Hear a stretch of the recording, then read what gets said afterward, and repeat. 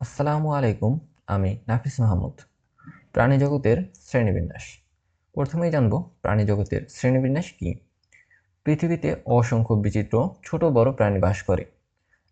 আণুবীক্ষণিক amoeba থেকে শুরু করে বিশাল তিমি, এরা সবই প্রাণী। এখানে বিভিন্ন ধরনের প্রাণীর ছবি তোমরা দেখতে পাচ্ছ। ভিন্ন ভিন্ন পরিবেশ এবং বাসস্থানের কারণে প্রাণীদের আকৃতি এবং গঠনে ভিন্নতা দেখা যায়। আজ পর্যন্ত প্রায় ১৩ লক্ষ প্রজাতির প্রাণী আবিষ্কৃত হয়েছে। বিপুল সংখ্যক প্রাণীর গঠন, প্রকৃতি সহজে এবং সুশৃঙ্খলভাবে জানার পদ্ধতি হলো শ্রেণীবিন্যাস। তাহলে আমরা জানলাম শ্রেণীবিন্যাস কি। শ্রেণীবিন্যাসবিদ্যা এবং এর জনক।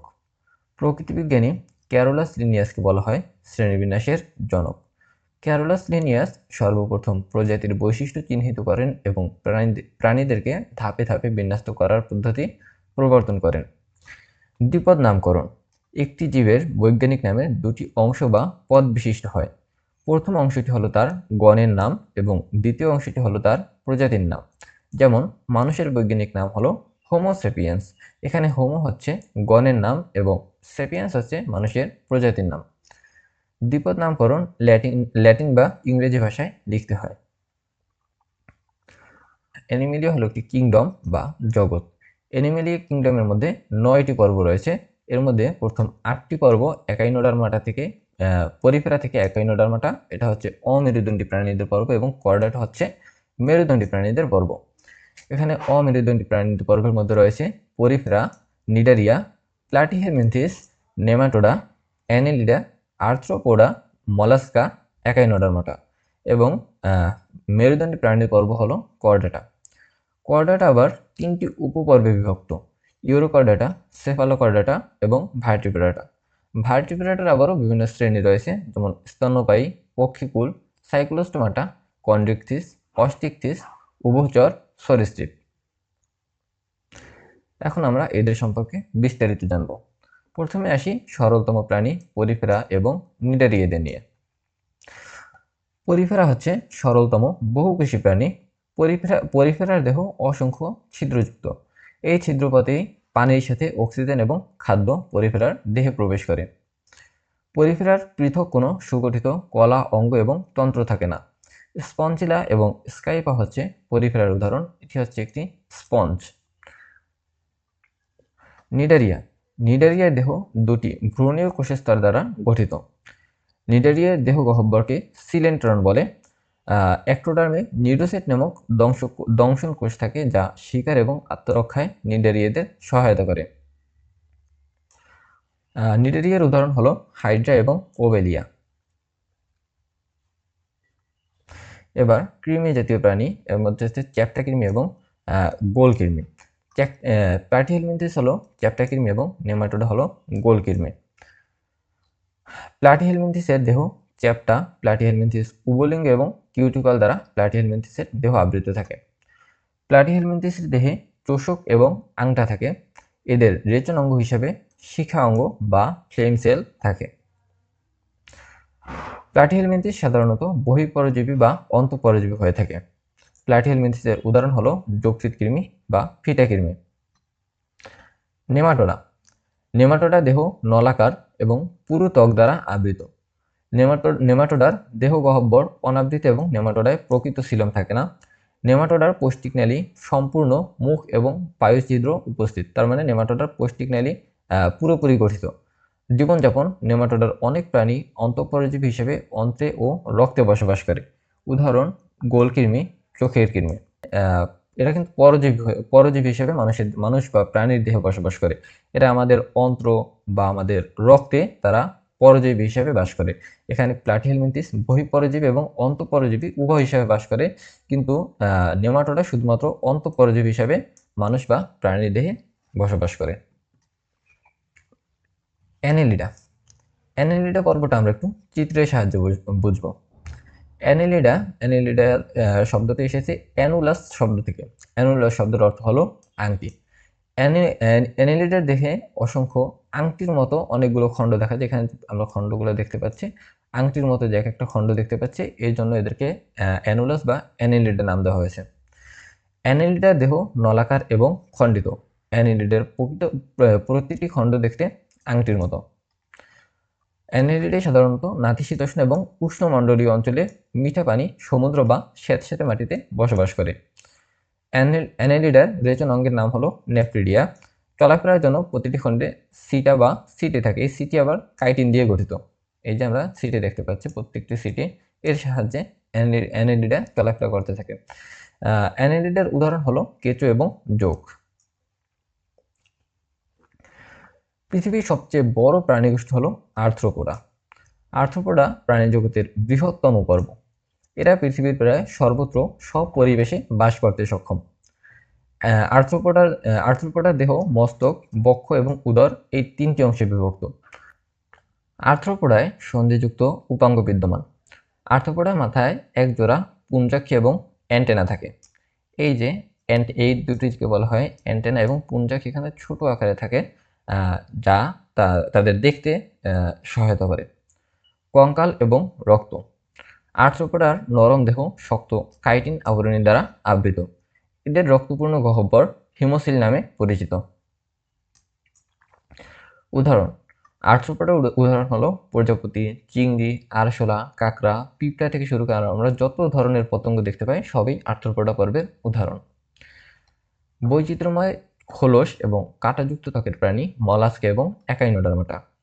মলাস্কায় বৈচিত্র্যময় খোলস বিদ্যমান, যা আমরা শামুকে দেখতে পাই, এবং একাইনোডার্মাটা প্রধানত সামুদ্রিক। একাইনোডার্মাটার দেহ কাঁটাযুক্ত ত্বক বিদ্যমান, যেমন আমরা স্টারফিশ বা জেলিফিশ আমরা যেগুলো বলি, এগুলো হচ্ছে একাইনোডার্মাটা পর্বের অন্তর্ভুক্ত। মলাস্কার নরম দেহটি সাধারণত শক্ত খোলস দ্বারা আবৃত থাকে। মলাস্কা পেশিবহুল পা দিয়ে চলাফেরা করে। শ্বসন: মলাস্কা হুলকার সাহায্যে শ্বাসকার্য চালায়। শামুক এবং ঝিনুক হচ্ছে মলাস্কা পর্বের উদাহরণ। একাইনোডার্মাটার দেহ কাঁটাযুক্ত, দেহ পাশটি সমানভাবে বিভক্ত। একাইনোডার্মাটায় পানি সংবহনতন্ত্র থাকে এবং নালীপথের সাহায্যে এরা চলাফেরা করে। তারা মাছ এবং সমুদ্র শস্য হলো একাইনোডার্মাটা পর্বের প্রাণী। মেরুদণ্ডী প্রাণীদের পর্ব হলো করডাটা পর্ব। করডাটা পর্বের বৈশিষ্ট্য হলো নটোকর্ড। করডাটা পর্বের প্রাণীদের সারা বছর বা ভ্রূণ অবস্থায় বা জীবনের কোনো এক দশায় পৃষ্ঠদেশ বরাবর নটোকর্ড অবস্থান করে। নটোকর্ড হলো নরম বা নমনীয় দণ্ডাকার অঙ্গ, যা আমাদের হাড়ের মতনই বলতে পারো, কিন্তু এগুলো আসলে হাড় না, এগুলো খুব নরম থাকে। স্নায়ুরজ্জ: করডাটা পর্বের প্রাণীদের পৃষ্ঠদেশে একক বা ফাঁপা স্নায়ুরজ্জ থাকে। করডাটা পর্বের প্রাণীদের সারা জীবন অথবা জীবনের কোনো এক পর্যায়ে পার্শ্বীয় গলবিলীয় ফুলকা ছিদ্র থাকে। করডাটা পর্বের উপপর্বসমূহ হলো ইউরোকর্ডাটা, সেফালোকর্ডাটা এবং ভার্টিব্রাটা। ইউরোকর্ডাটায় শুধু লার্ভা দশায় লেজে নটোকর্ড থাকে। অ্যাসিডিয়া হলো ইউরোকর্ডাটার উদাহরণ। সেফালোকর্ডাটায় সারা জীবন নটোকর্ড থাকে। ভার্টিব্রাটায় নটোকর্ড মেরুদণ্ড দ্বারা রূপান্তরিত হয়। যেমন আমরা ভার্টিব্রাটা পর্বের প্রাণী, আমাদের যখন ভ্রূণ অবস্থায় থাকি, যখন আমরা মায়ের পেটে থাকি, তখন আমাদের কিন্তু পুরোপুরি হাড় তৈরি হয় না। প্রথমে একটা নটোকর্ড বা নমনীয় হাড় তৈরি হয়, পরবর্তীতে সেটা আমাদের মেরুদণ্ডে রূপান্তরিত হয়। মৎস্য শ্রেণীর প্রাণী সাইক্লোস্টোমাটা, কন্ড্রিকথিস এবং অস্টিকথিস হলো মৎস্য পর্বের প্রাণী। সাইক্লোস্টোমাটার দেহ লম্বাটে, মুখছিদ্র গোলাকার এবং চোয়ালবিহীন। সাইক্লোস্টোমাটায় আইস বা যুগ্ম পাখনা অনুপস্থিত থাকে। সাইক্লোস্টোমাটা পর্বের প্রাণীরা ফুলকা ছিদ্রের সাহায্যে শ্বাস নেয়। কন্ড্রিকথিস পর্বের প্রাণীদের কঙ্কাল তরুণাস্থিময়, ত্বক এবং ফুলকা। কন্ড্রিকথিস পর্বের প্রাণীদের দেহ প্লাকয়েড আইস দ্বারা আবৃত থাকে। মাথার দুই পাশে 5 থেকে 7 জোড়া ফুলকা ছিদ্র থাকে এবং এদের কানকো থাকে না। এটা হচ্ছে একটি হাতুড়ি শার্ক। এর সবচেয়ে ভালো উদাহরণ হতে পারে যে হাঙর। আমরা তো সবাই হাঙর দেখেছি। হাঙরের দেহে কোনো হাড় থাকে না, তাদের দেহে কঙ্কাল থাকে, তরুণাস্থি বা নটোকর্ডের উপস্থিত থাকে। হাঙরের দেহে কোনো আইস থাকে না এবং হাঙরের 5 থেকে 7 জোড়া ফুলকা ছিদ্র থাকে। হাঙরের সাহায্যে আমরা কন্ড্রিকথিস পর্বের প্রাণীদের খুব সহজে মনে রাখতে পারবো। এবার আসে অস্ট্রিকথিস। অস্ট্রিকথিস অধিকাংশই স্বাদুপানির মাছ। অস্ট্রিকথিসের দেহের কঙ্কাল তরুণাস্থিময়, অস্থিময়, ত্বক এবং ফুলকা।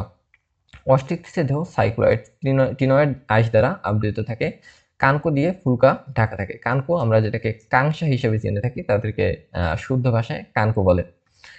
অস্টিকটিস পর্বের প্রাণীর মাছ আমরা সবসময় দেখে থাকি, আমরা খেয়ে থাকি, যেমন ইলিশ, রুই, কাতলা এইসব হচ্ছে অস্টিকটিস পর্বের প্রাণী। এরা দেখি আমরা স্বাদু পানি বলতে মিঠা পানি, যা আমাদের আশেপাশে পাওয়া যায়, পুকুর, ডোবা, নদীর যে পানি, এগুলো হচ্ছে স্বাদু পানি বা মিঠা পানি। এরা এইসব পানিতেই বসবাস করে। এদের দেহ সাইক্লয়েড বা টিনয়েড আইস দ্বারা আবৃত থাকে।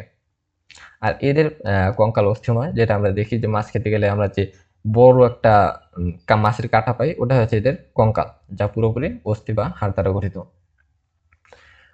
উভচর এবং সরীসৃপ প্রাণী।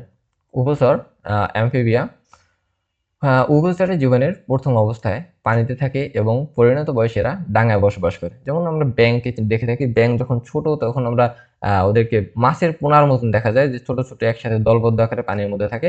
তখন এরা ফুলকা শ্বাস নেয়। তারা যখন বড় হয় তখন এরা ডাঙায় বাস করে, তখন এদের ফুসফুস গঠিত হয় এবং এরা ফুসফুস দিয়ে শ্বাস নেয়। ত্বক। উভচরের দেহ ত্বক আঁশবিহীন, ত্বক নরম, পাতলা এবং ভেজা গ্রন্থিযুক্ত। উভচর শীতল রকের প্রাণী, এরা পানিতে ডিম পাড়ে। উদাহরণ: সোনা ব্যাঙ, কুনো ব্যাঙ। সরীসৃপ। সরীসৃপ বুকে ভর দিয়ে চলে। সরীসৃপের ত্বক শুষ্ক এবং আইসযুক্ত। সরীসৃপের 4 পায়ে 5টি করে নখরযুক্ত আঙ্গুল থাকে। উদাহরণ: টিকটিকি, কুমির, সাপ। এরা হচ্ছে সরীসৃপ প্রাণী। আকাশ এবং জলের অধিপতি। আকাশের অধিপতি হচ্ছে পক্ষীকুল এবং স্থলের অধিপতি হচ্ছে স্তন্যপায়ী, যেমন মানুষ, বাঘ, প্লাটিপাস। পক্ষীকুল। পক্ষীকুলের দেহ পালকে আবৃত। এদের হাড় শক্ত, হালকা এবং ফাঁপা। ফুসফুসের সাথে বায়ুথলি থাকায় এরা সহজে উড়তে থাকে। বায়ুথলি না থাকলে কিন্তু পাখিরা উড়তে পারত না। পাখিদের 2টি ডানা, 2টি পা এবং একটি চষ্ণু বা ঠোঁট রয়েছে। রক্ত। পাখিরা প্রধানত উষ্ণ রক্তের প্রাণী। কাক, দোয়েল, হাঁস, মুরগি এসব হচ্ছে পক্ষীকুলের উদাহরণ। স্তন্যপায়ী। স্তন্যপায়ীদের দেহ লোমে আবৃত থাকে। স্তন্যপায়ী প্রাণীরা সন্তান প্রসব করে এবং শিশুরা মাতৃদুগ্ধ পান করে বড় হয়। এখানে একটি ব্যতিক্রম আছে, প্লাটিপাস। প্লাটিপাস ডিম পারে, তারা সরাসরি সন্তান প্রসব করে না। স্তন্যপায়ীরা উষ্ণ রক্তের প্রাণী। স্তন্যপায়ীদের হৃৎপিণ্ড 4 প্রকোষ্ঠ বিশিষ্ট। স্তন্যপায়ী প্রাণীদের চোয়ালে বিভিন্ন ধরনের দাঁত থাকে। উদাহরণ: মানুষ, উট, বাঘ ইত্যাদি। শ্রেণীবিন্যাসের 7টি প্রধান ধাপ। শ্রেণীবিন্যাসের প্রধান 7টি ধাপ হলো: জগৎ, পর্ব, শ্রেণী, বর্গ, গোত্র, গণ এবং প্রজাতি। এখানে এই যে গণ এবং প্রজাতি, এই দুইটা মিলে একটা প্রাণীর বৈজ্ঞানিক নাম তৈরি হয়। প্রজাতি হলো শ্রেণীবিন্যাসে সবচেয়ে নিচের ধাপ বা একক, যেমন মানুষ, কোনো ব্যাঙ। কোনো প্রাণীর শ্রেণীবিন্যাস করতে হলে এই ধাপগুলো যথাযথভাবে সাজাতে হয়। এই প্রত্যেকটা ধাপ সাজাইয়া আইসা তারপর একটা প্রাণীর শ্রেণীবিন্যাস করতে হয়। এখন আমরা প্রাণীর শ্রেণীবিন্যাস আমরা কেন শিখব? জ্ঞান অর্জনের জন্য বিজ্ঞানসম্মত উপায়ে অল্প পরিশ্রমে অল্প সময়ে বিশাল প্রাণী জগৎ সম্পর্কে আমরা যাতে জানতে পারি, এই জন্য আমরা প্রাণীর শ্রেণীবিন্যাস সম্পর্কে শিখব। প্রাণীদের মধ্যে পারস্পরিক সম্পর্ক, মিল, অমিল এবং বিবর্তনের ধারা বোঝার জন্য, নতুন প্রজাতি শনাক্ত করতে এবং নির্দিষ্ট রীতিতে প্রাণীদের গোষ্ঠীভুক্ত করতে এটি অপরিহার্য। প্রাণীকুলের সামগ্রিক জ্ঞান অর্জন করে জীববৈচিত্র্য সংরক্ষণে ভূমিকা রাখা যায়। শ্রেণীবিন্যাস হলো প্রকৃতির লাইব্রেরির ক্যাটালগ। আমরা শ্রেণীবিন্যাস ছাড়া পৃথিবীতে এত প্রাণী রয়েছে যাদের সম্পর্কে ধারণা রাখা কোনোভাবেই সম্ভব না। এই জন্য পৃথিবীর প্রাণীদের সম্পর্কে জানতে হলে প্রাণীদের আচার-আচরণ, তাদের মধ্যকার পারস্পরিক মিল অমিল, প্রাণীদের বিবর্তন, এই সব কিছু জানার জন্য আমাদের প্রাণীর শ্রেণীবিন্যাস শিখতেই হবে। তোমাদের কাছ থেকে একটা সাজেশন চাই, আমি এভাবে স্লাইড তৈরি করে ক্লাস নিব নাকি তোমাদের বই ধরে ক্লাস নিব, এটা তোমরা অবশ্যই জানাবা। যারা শেষ পর্যন্ত ক্লাস করছো তারা অবশ্যই এইটুকু জানাই আমারে হেল্প করবা। ধন্যবাদ সবাইকে।